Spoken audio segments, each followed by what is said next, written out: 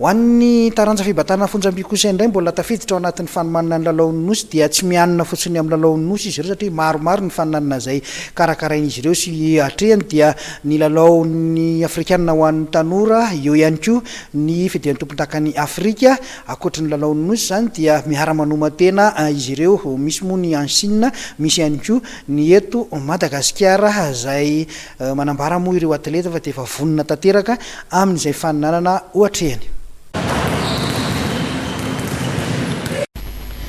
Atleta misa 5 menadano manomatena amin'ny etsy amin'ny ANSP Floa ho an'ny taranja fibatana fonjam-by tsy ny lalaon'ny nosy ihany no omanin'izy ireo eto.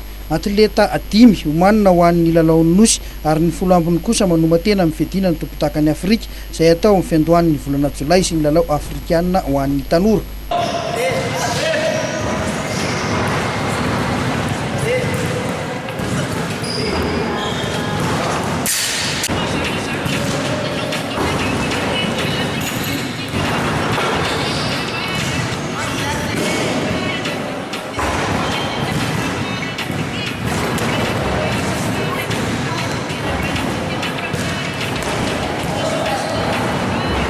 Manandray tsory atleta avy any Antsirabe tonga manao regroupement eto Antananarivo amin'ny CDC.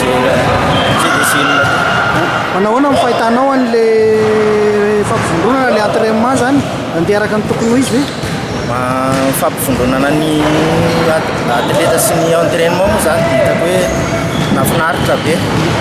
Eo ny firaisan-kinan'ny atleta mirindra tsara koa ny fandamenana rehetra. Anao zao misy kadin-danja firy no misy anao?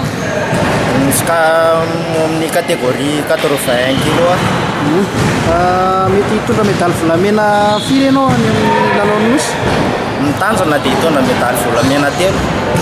Amin'izao fanomanana ny lalaon'ny nosy zao moa dia efa vonona azo atao hoe efa vonona ny tena amin'ny resaka entraînement zany satria manao entraînement 2 fois par jour zay dia eo amin'ny catégorie inona misy anao? Catégorie moins de 49 kilos. Amin'ilay lafin'ny fanazarantena raha idirana inona ny tena ataonareo anatin'le entraînement?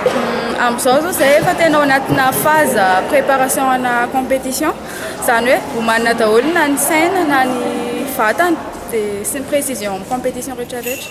Mampanantena medaly volamena firy ianao? Raha normalement tokony azo médaille d'or telo